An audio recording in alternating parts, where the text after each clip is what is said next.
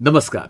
हमारे आज के अतिथि के बारे में अगर हम आपको बताना चाहें श्रोताओं, तो हम एक ही शब्द में कहेंगे और वो शब्द है या तो विलक्षण या दिलचस्प। क्योंकि आज हमने जिनको आकाशवाणी के स्टूडियो में आमंत्रित किया है, उनके मुकुट में मैं तो कहूंगा कि 4 रत्न जड़े हैं और वो हैं प्रबंधन, प्रशिक्षण, प्रशासन और लेखन प्रलेखन। बहुत हर्ष हो रहा है डॉक्टर संजीव चोपड़ा को स्टूडियो में आमंत्रित करते हुए। बहुत बहुत धन्यवाद मनोज। एआईआर आना तो मुझे हमेशा से अच्छा लग रहा है। बचपन से ही मैं एआईआर के साथ जुड़ा हुआ हूँ। बहुत अच्छा लग रहा है। डॉक्टर चोपड़ा, आप एक ऐसी संस्था के प्रमुख रहे हैं जिस संस्था में जाने का सपना संभवतः हर युवा कभी न कभी करता है, और वो है Lal Bahadur Shastri national academy of administration. ये बताइए, हम ये मानते हैं कि जब कोई व्यक्ति आईएएस की परीक्षा उत्तीर्ण करता है वहां मसूरी आने के लिए, तो वो वैसे ही तो एक विद्वान होता है अपने अपने विषय में, चाहे कोई भी बैकग्राउंड रहा हो उसका।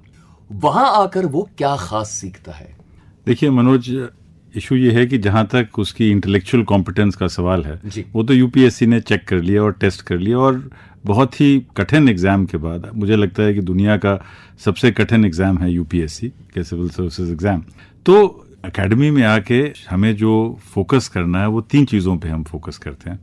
एक तो ये कि हम कोशिश करते हैं कि हम सब सिविल सर्विस ऑफिसर्स को, ऑफिसर ट्रेनीज को ये बता पाएं कि देखिए, अभी तक आप एक्सेप्शनल इंडिविजुअल थे, अब आपको एक एक्सेप्शनल टीम बनना है, और टीम के लिए आपको बहुत ज़रूरी है कि आप अपने कम्युनिकेशन स्किल्स को इम्प्रूव करें। अभी तक जो तैयारी थी वो हमने एज इंडिविजुअल्स की है, लेकिन जब हमें देश या समाज को चलाना है तो एज इंडिविजुअल्स नहीं चला पाएंगे। उसके लिए हमें टीम वर्क की बहुत ज़रूरत है। इसीलिए एकेडमी में पूरा फोकस रहता है ग्रुप वर्क पे, ट्रैकिंग पे, विलेज विजिट पे, भारत दर्शन पे। इन सब चीज़ों में हम देखते हैं कि हम एक दूसरे से क्या सीख सकते हैं और हम इकट्ठे होके कैसे काम करेंगे। That is the first thing. The first focus is that it is no longer, you are no longer an individual, but you are part of the larger team of governance. इसी कॉन्टेक्स्ट में mission Karmayogi भी आया है। That is, you are part of a larger mission. दूसरी जो बहुत important aspect जो हम एकेडमी में फोकस करते हैं और कोशिश करते हैं, वो ये है लिसनिंग स्किल्स पे, कि हम कैसे दूसरे की बात सुन सकें। क्योंकि अभी तक जो हमने इंडिविजुअल पढ़ाई की है वो तो हमने पढ़ाई की, मैंने 10 किताबें पढ़ी, आपने 12 किताबें पढ़ी, लेकिन अब जब हमें जनमानस के साथ काम करना है तो we have to listen. Third thing is that we have to make everybody comfortable with us and we have to be comfortable in every situation. तो पंचायत घर से लेके यूएन की किसी मीटिंग में जाना, इन सब में हम अपने आप को कैसे कंफर्टेबल फील करें और हम दूसरे व्यक्ति को भी कंफर्टेबल फील करवाएं, यही हमारा जो मुख्य जो दृष्टि रहती है। ये हम कंफर्ट लेवल कैसे क्रिएट करें, हम दूसरे व्यक्ति को और अपने व्यक्ति के बीच में जो एक दीवार सी बनी रहती है, इसको हम कैसे कम कर सकें। और तीसरा जो बहुत इंपॉर्टेंट फोकस जो आजकल हो गया है वो ये है कि हम अपनी कम्युनिकेशन स्टाइल में उसको कैसे बनाएं कि हम अपनी बात भी कह दें और दूसरा आदमी ऑफेंड ना हो, जिसको टेक्निकली मैं कहूँगा नॉन एडवर्सरियल कम्युनिकेशन, कि कैसे हम अपनी बात को अच्छे से कह सकें। और चौथा, क्योंकि आजकल मैं लाल बहादुर शास्त्री जी के ऊपर थोड़ा शोध कर रहा हूँ, हमें उनकी पर्सनालिटी से भी बहुत कुछ सीखना है, क्योंकि वो कहते थे ये भी ठीक है। तो जो बहुत सारी चीज़ों को समझने का, डॉट्स जो हैं उनको कनेक्ट करने की जो एबिलिटी है, जो लाल बहादुर शास्त्री जी में थी, उसको हम कोशिश करते हैं कि हम धीरे धीरे जो हमारे बहुत ब्राइट और बहुत इंटेलिजेंट युवक और युवतियाँ जो आ रही हैं, उनमें हम ये भी उनको क्लियर कर सकें कि हमने एक बहुत महत्वपूर्ण परीक्षा पास कर ली, लेकिन वो पास करना अपने आप में एक एंड नहीं था। This is only the means to an end. The means to an end is that we have to create a better nation, we have to create a better society. इसीलिए जो हमारा लक्ष्य है, एकेडमी का जो मोटो है योगा कर्मसु कौशलम, कि हमें अपना जो काम हम करें, हमें फोकस जो है अपने काम पे करना है। और इसमें एक और भी एस्पेक्ट है कि ज्ञान फॉर द सेक ऑफ ज्ञान का कोई पर्पस नहीं है। आप बहुत इंटेलिजेंट हैं, आपको बहुत सादा चीज़ें पता हैं, आपको इतिहास पता है, या आपको लिटरेचर पता है, या आपको फिजिक्स पता है, वो अपने आप में है, लेकिन आप एक्चुअल कर्म क्या कर रहे हैं, फोकस जो है वो कर्म पे है। और वो भी समाज के लिए। तो योगा कर्मसु कौशलम, और दूसरा जो है वो ये है शीलम परम भूषणम, कि जो हमारा कैरेक्टर जो है इसके अंदर एक शील भाव हो, हम दूसरे व्यक्ति को समझ सकें। ये 2-3 मेन मुद्दे हैं जो हम एकेडमी में, जो हमारी ट्रेनिंग का फोकस यहाँ रहता है, क्योंकि फर्दर नॉलेज तो अब सबके पास है। और एक और चीज़ मैं आपको बताना चाहूँगा कि आज से 36 साल पहले, इनफैक्ट 38 ईयर्स अगो, जब हमने एकेडमी ज्वाइन की थी, जब मैंने एकेडमी ज्वाइन की थी 85 में, तो उस समय जो फोकस था वो ये था कि हमारे पास नॉलेज पे बड़ा जोर था, स्किल्स पे बड़ा जोर था और एटीट्यूड पे बड़ा जोर था। आजकल हमने इस ट्रायड को रिवर्स कर दिया। अच्छा। आजकल हम मानते हैं कि एटीट्यूड सबसे इंपॉर्टेंट है। अगर आपका एटीट्यूड ठीक है और आपके पास कुछ स्किल्स हैं, जैसे listening skills, communicating skills, team work skills.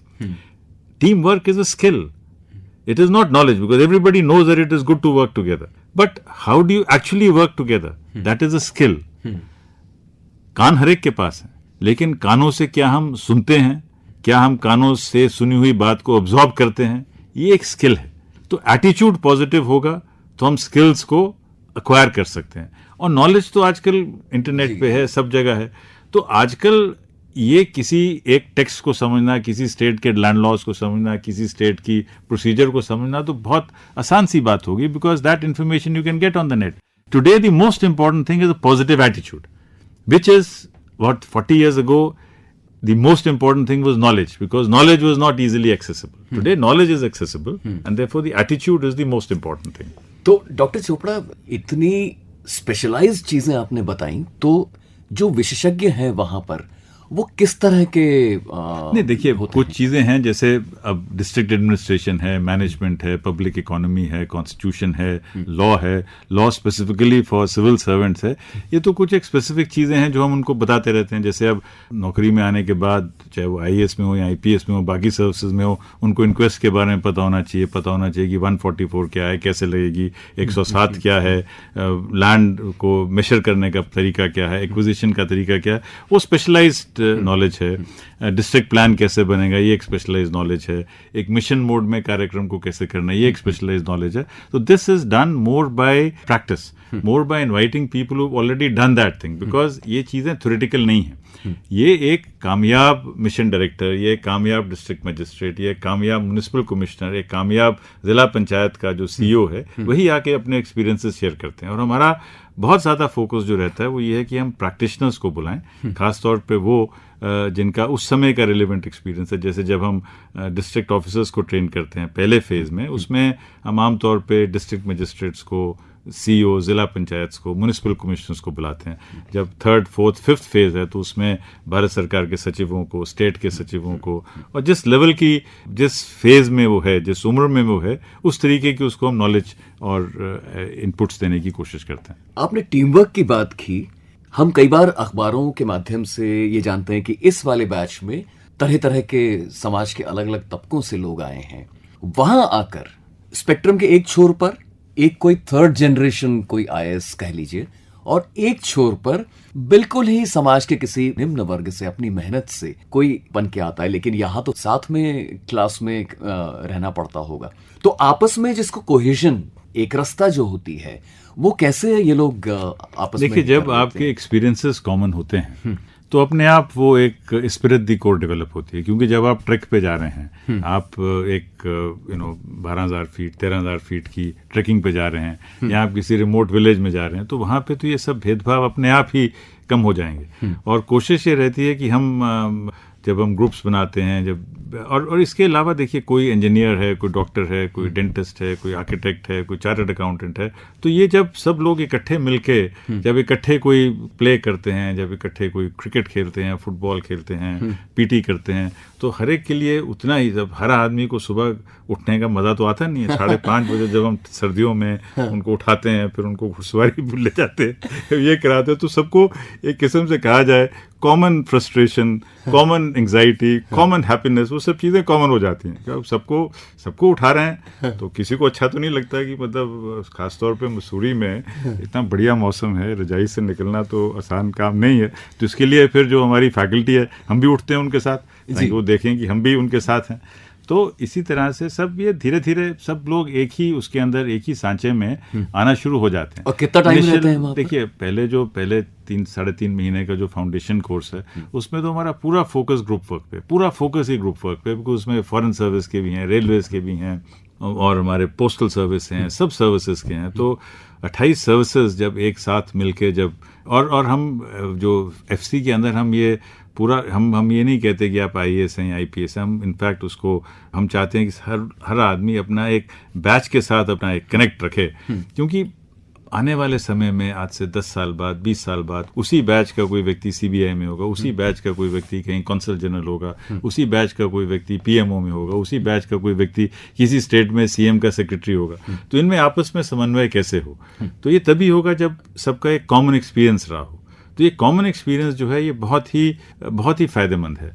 और इस मामले में मैं एक बात कहूँगा कि ये 2019 से जब प्रधानमंत्री जी ने कहा कि ये जो साइलोज हैं अलग अलग ट्रेनिंग इंस्टीट्यूशंस के, कि कुछ लोगों की एफसी की ट्रेनिंग एकेडमी में हो रही थी, कुछ की ट्रेनिंग हैदराबाद में हो रही थी, कुछ की ट्रेनिंग भोपाल में हो रही थी, तो प्राइम मिनिस्टर ने तब ये कहा कि सबकी ट्रेनिंग एक साथ होनी चाहिए। अच्छा। सबको अब हम ले जाते हैं वहाँ स्टैचू ऑफ यूनिटी केवड़िया में, सरदार पटेल की स्टैचू के नीचे, वहाँ हम शपथ लेते हैं कि हम भारत के संविधान पे शपथ लेते हैं। और जिस तरीके से सरदार पटेल ने इस देश को यूनाइट किया, उसी तरह हम एक सुदृढ़ भारत के लिए काम करेंगे। सरदार पटेल ने बड़ा क्लियरली कहा था, you will not have united India unless you have a good all India service which will have the freedom and the confidence to speak out its mind.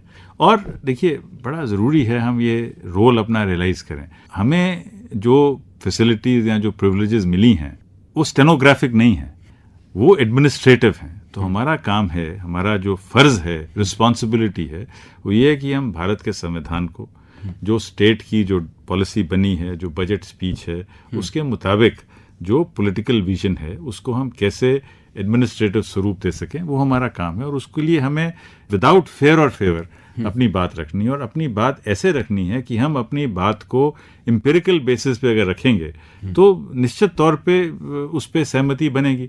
अगर हम अपना ओपिनियन देते हैं, ओपिनियन पे सहमति लाना मुश्किल है, लेकिन तथ्यों पे और तथ्यात्मक बातें जब हम कहेंगे तो उसमें सहमति लाना बहुत आसान है।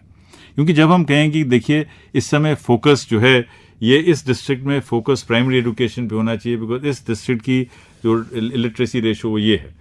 अब नवा शहर का मैं आपको एग्जांपल देता हूँ। नवा शहर जो था पंजाब में, उस पर सबसे खराब जेंडर रेशो थी, लेकिन वहाँ के जो डिप्टी कमिश्नर थे कृष्ण कुमार, उसने इस पे फोकस किया और पूरी कंसेंसस बनी इस बात पे कि हाँ, नवा शहर में इस समय इंडस्ट्रियल डेवलपमेंट की इतनी ज़रूरत नहीं है, नवा शहर में इस समय और ज़्यादा फर्टिलाइजर देने की ज़रूरत नहीं है। नवा शहर में अगर फोकस करना है तो हमें इस समय यहाँ पे जेंडर रेशो को ठीक करना है, because that was a major problem. और हर डिस्ट्रिक्ट की अपनी समस्या होगी। किसी डिस्ट्रिक्ट में ड्रिंकिंग वाटर की समस्या होगी, जैसे मैं जब था मुर्शिदाबाद में, वहाँ फ्लोराइड है पानी में। जब फ्लोराइड है पानी में तो उस डिस्ट्रिक्ट की टॉप प्रायोरिटी तो ड्रिंकिंग वाटर होगी। लेकिन जो जिला गंगा के किनारे है उसमें ड्रिंकिंग वाटर की जरूरत शायद इतनी ना हो भी सकता है, लेकिन संभवतः साफ पानी ही मिलता होगा। साफ पानी मिलता होगा। तो हर जिले में, हर एरिया में, हर सिचुएशन की अपनी अपनी एक यूनिक, हर स्पेसिफिक ज्योग्राफी की, हर स्पेसिफिक डेमोग्राफी की एक अपनी ज़रूरत होगी। उस ज़रूरत को समझना, उस ज़रूरत को तथ्यात्मक तरीके से आगे बढ़ाना, यही पर्पस है सिविल सर्विस का। और इसीलिए इसमें इतने कॉम्पिटेंट और इतने दानिशमंद लोगों को लाने की ज़रूरत है, वरना तो कोई भी ये काम कर सकता है। डॉक्टर चोपड़ा, बहुत अच्छी बातें आपने लाल बहादुर शास्त्री राष्ट्रीय प्रशिक्षण अकादमी को लेकर बताई। एक चित्र उभारा हमारे मन में। आप स्टूडियो में आए आकाशवाणी के, आपका बहुत बहुत धन्यवाद। बहुत बहुत धन्यवाद मनोज, और बहुत मजा आया आपके साथ वार्ता करके। Thank you.